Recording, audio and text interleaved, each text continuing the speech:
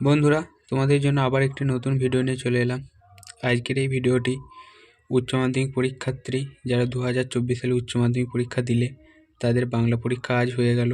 তো বাংলা পরীক্ষার তোমাদের এমসিকিউ এবং শর্ট কোয়েশ্চেনের সঠিক অ্যান্সারগুলি নিয়ে আজকে ভিডিও আলোচনা করব। তো ভিডিওটা তোমরা শেষ পর্যন্ত দেখতে থাকো এবং কার কেমন পরীক্ষা হলো এবং কটা কি ঠিক হলো তা তোমরা কমেন্ট বক্সে এসে জানাও। তো তোমাদের প্রথম প্রশ্নের অ্যান্সার হয়ে যাবে অপশন গয়েরটা নিখিল। 2 নম্বরেরটা তোমাদের হবে ক্ষয়েরটা সে একই ভাগ্যের কথা দুঃখের কাহিনী। 3 নম্বরে তোমাদের কয়ের অপশানটা হয়ে যাবে ফাঁপি। 4 নম্বর প্রশ্নে তোমাদের 31টা ক্ষয়ের অপশানটাও সঠিক উত্তর হয়ে যাবে। 5 নম্বরে তোমাদের গয়ের অপশানটা সঠিক অ্যান্সার হয়ে যাবে শেষ লেখা।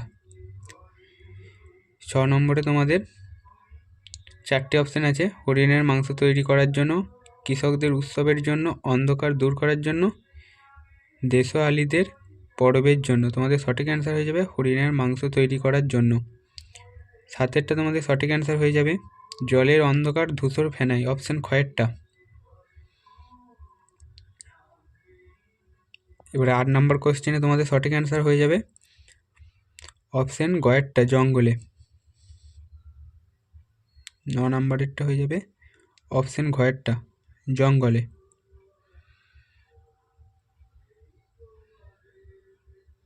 10 নম্বর প্রশ্নে তোমাদের সঠিক অ্যান্সার হয়ে যাবে অপশান ঘ নেপথ্যের হারমোনিয়াম বাদক। 11 নম্বরেরটা তোমাদের ঘয়েরটা রাজা রথে আরোহণ করার ভঙ্গি করিলেন। 12টা তোমাদের সঠিক অ্যান্সার হয়ে যাবে অপশান কয়েরটা দেলদার। 13 নম্বর কোশ্চেনে তোমাদের সঠিক অ্যান্সার হয়ে যাবে অপশান কয়েরটা রোজ লুকিয়ে গ্রিন রুমে ঘুমানোর কথা।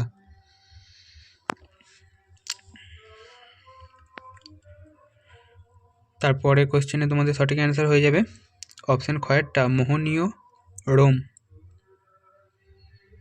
15টা তোমাদের হবে অপশান গ 3 বার।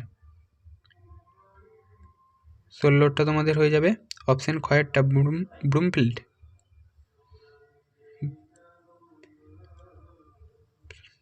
17টা তোমাদের পরাধীন রূপমূল অপশান কয়েরটা। 18টি হয়ে যাবে তোমাদের অপশান ক্ষয়েরটা বিনোদ বিহারী মুখোপাধ্যায়। 19এরটা তোমাদের জ্যোতিরিন্দ্র মৈত্র। 20টা তোমাদের হয়ে যাবে ঘয়েরটা অপশান ঘয়েরটা প্রশান্তচন্দ্র মহালনোবিস। 21এরটা তোমাদের হয়ে যাবে অপশান গয়েরটা ঢাক।